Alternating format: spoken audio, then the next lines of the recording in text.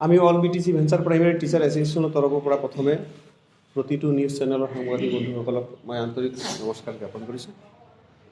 তো আজি আমি এইখন সংবাদমেল পতাৰ মুখ্য উদ্দেশ্য হৈছে বিটিআৰ চুক্তিৰ 6.3 নামৰ ক্লজত আমাৰ বিটিচিৰ অঞ্চলৰ ভেঞ্চাৰ স্কুল শিক্ষা প্ৰতিষ্ঠানসকল প্ৰাদেশিকৰণৰ কথা উল্লেখ আছে।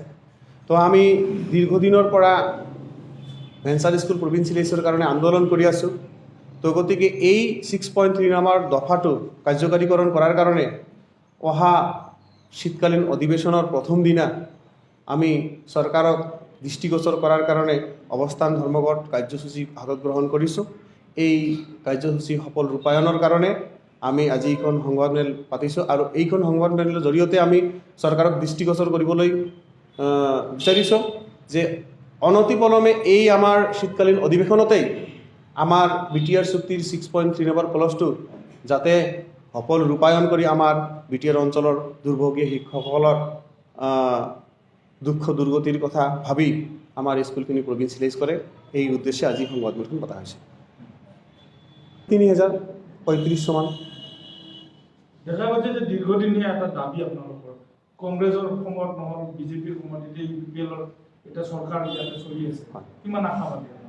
আমিতো আশা কৰিছোঁ, যিহেতু আমাৰ বিটিআৰ চুক্তিখন প্ৰমোদ বড়ো ডাঙৰীয়া, লৰেঞ্চ চিলাৰী ডাঙৰীয়া, বৰ্তমানৰ মুখ্যমন্ত্ৰী হিমন্ত বিশ্ব শৰ্মা ডাঙৰীয়া, সৰ্বানন্দ সোণোৱাল, অমিত শ্বাহ আদিকে ধৰি আমাৰ অসম চৰকাৰ, আমাৰ কেন্দ্ৰীয় চৰকাৰ উভয় প্ৰতিনিধি স্বাক্ষৰ কৰিছে। আমিতো আশা ৰাখিছোঁ এখেতসকলৰ যিটো প্ৰতিশ্ৰুতি আমাৰ জনতাৰ মংগলৰ কাৰণে যিখন চুক্তি আনিছে এইখনক আখৰে আখৰে পালন কৰিব লাগে। যদি পালন নকৰে আমি জনাই দিব বিচাৰিছোঁ, সিহঁতক স্মৰণ কৰি দিব বিচাৰিছোঁ আপোনালোকৰ প্ৰতিশ্ৰুতি আপোনালোকে ৰক্ষা কৰক। এই ধৰ্মঘট কাৰ্যসূচীত যদি তেওঁলোকে মানি নলয় তাৰপিছত আপোনালোকে কিবা কেনেকুৱা কাৰ্যসূচী? হয়, আমি তেনেহ'লে যদি আমাৰ এই ধৰ্মঘট কাৰ্যসূচীৰ পিছতো আমাৰ দাবীবিলাক নামানে বা মানি নলয় তেনেহ'লে আমি আমাৰ নেশ্যনেল হাইৱে অৱৰোধ কৰিম।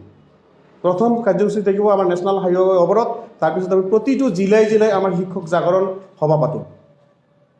প্ৰতিটো জিলাই জাগৰণ সভা পাতিম। এই জাগৰণৰ জৰিয়তে আমি চৰকাৰক অৱগত কৰিম যে আমি বহি থকা নাই, আমাৰ যিটো শিক্ষকৰ সংগঠন এইটোক আমি বিপ্লৱৰ কাৰণে উদগনি যোগাই আছোঁ। আমি বিপ্লৱ কৰিমেই। আজি উপস্থিত আছে আমাৰ সংবাদমেলত আমাৰ ৱাৰ্কিং প্ৰেচিডেণ্ট মাননীয় তিলক দিৱদাস ৰায় আৰু মই জেনেৰেল ছেক্ৰেটাৰী ৰতন চন্দ্ৰ বৰ্মন আৰু লগতে আমাৰ কেন্দ্ৰীয় সমিতিৰ দুজন সদস্য উপস্থিত আছে। আমি ইতিমধ্যে আমাৰ বিটিচি চৰকাৰ গঠন হোৱাৰ পিছত বহুত মেমৰেণ্ডাম দিয়া হৈছে। আমাৰ বিটিচি CM প্ৰমোদ বড়ো ডাঙৰীয়া, লৰেঞ্চ চিলাৰী যিহেতু আমাৰ বিটিআৰ চুক্তি স্বাক্ষৰকাৰী, সিহঁতক আমি লগ ধৰিছোঁ আৰু প্ৰতিটো আমাৰ জনপ্ৰতিনিধিক আমি মেমৰেণ্ডামো জ্ঞাপন কৰিছোঁ।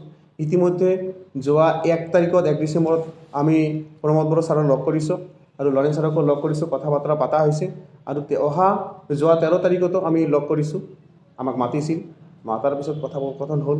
তো এখেতসকলক আমি দাবী জনাইছোঁ, সজোৰে দাবী উত্থাপন কৰিছোঁ যে অনাগত আমাৰ শীতকালীন অধিৱেশনতে আমাৰ 6.3 নম্বৰ ক্লজত যিখিনি আমাৰ প্ৰতিশ্ৰুতি আছে এইখিনি যদি ৰূপায়ণ নকৰে তেনেহ'লে আমি ভয়ংকৰ আন্দোলনৰ কাৰ্যসূচী ঘোষণা কৰিম বুলি এখেতসকলক আমি স্পষ্টীকৰণ কৰিছোঁ। এখেতসকলে আমাক প্ৰতিশ্ৰুতি দিছিল যে আমাৰ ফালৰ পৰা কোনো ধৰণৰ অসুবিধা নাই, আমি যিহেতু বিটিআৰ চুক্তিখন আমি কৰি লৈ আহিছোঁ, শিক্ষকসকলৰ সমস্যা সমাধানৰ কাৰণে আমি এই চুক্তিখন আনিছোঁ, কিন্তু এতিয়া আমাৰ সদিচ্ছা আছে, আমি আপোনালোকৰ লগত আছোঁ, আপোনালোকে অলপ আমাৰ অসম চৰকাৰকো বস্তুটো জ্ঞাত কৰক। আমাক অসম চৰকাৰক জ্ঞাত কৰিব দিছে। তো গতিকে আমি অনুৰোধ কৰিছোঁ সিহঁতকো যে আমাক অনতিপলমে অসম চৰকাৰৰ লগত যোগসূত্ৰ স্থাপন কৰি দিব লাগে। তো আমি আমাৰ এই অৱস্থান ধৰ্মঘটৰ জৰিয়তে অসম চৰকাৰকো আমি সকীয়াই দিব বিচাৰিছোঁ যে অনাগত দিনত যদি আমাৰ এই শিক্ষকসকলৰ কাতৰ আহ্বান নুশুনে তেনেহ'লে আমি ভয়ংকৰ ধৰণৰ আন্দোলন কৰিম বুলি আমি পণ লৈছোঁ। ধৰি লওক বিটিচি যিটো নতুন চুক্তি, সেই নতুন চুক্তিত 6.2 ক্লজ এটা আছে যে যিবিলাক শিক্ষা অপ্ৰাধিকৃত আছে প্ৰতিষ্ঠানসমূহ প্ৰাধিকৃত কৰিব। তেনেস্থলত আজি ধৰ্মঘটৰ এটা কাৰ্যসূচী লৈ আগবঢ়াৰ মূল কাৰণটো আমি এইখিনি গম পাইছোঁ যে আমাৰ বিটিআৰ চৰকাৰখন গঠন হোৱাৰ 1 বছৰ হৈ গ'ল। 1 বছৰত বহুত আমি অনুনয় বিনিময় কৰিছোঁ, কিন্তু অনুনয় বিনিময় কৰাৰ পিছতো আমি দেখা নাই যে আমাৰ চুক্তিখন ৰূপায়ণৰ কিবা এটা বাট ওলাইছে, এনেকুৱা দেখা নাই। এই এনেকুৱা নেদেখাৰ পিছত আমি আমাৰ BTC চৰকাৰক কৈছোঁ যে আপোনালোকে যদি ইয়াৰ বিহিত ব্যৱস্থা নলয় বা আমাৰ ৰূপায়ণ কৰাৰ কোনো পদ্ধতি হাতত নলয়, তেনেহ'লে আমি আন্দোলন ঘোষণা কৰিম। সিহঁতে তেতিয়া আমাৰ ষ্টেট চৰকাৰক বা অসম চৰকাৰক বস্তুখিনি অলপ গতাই দিছে যে অসম চৰকাৰ নল'লে আমি BTR চৰকাৰে ল'ব নোৱাৰিম। এইকাৰণে অসম চৰকাৰক আমাৰ এই সংবাদমেলৰ জৰিয়তে আমি জনাই দিব বিচাৰিছোঁ যে আমাৰ অনতিপলমে 6.3 নম্বৰ ক্লজটো ইমপ্লিমেণ্ট কৰি আমাৰ স্কুলসমূহ প্ৰাদেশিকৰণ কৰিব লাগে, নহ'লে আমি বহুত ডাঙৰ এটা আন্দোলন কাৰ্যসূচী ঘোষণা কৰিম। আপোনালোকৰ এতিয়া কিমানখন স্কুল বাকী আছে? আমাৰ এলিমেণ্টাৰীত 900খন স্কুল বাকী আছে, LP আৰু ME মিলি। কিমান টিচাৰ হ'ব? আমাৰ আনুমানিক টিচাৰ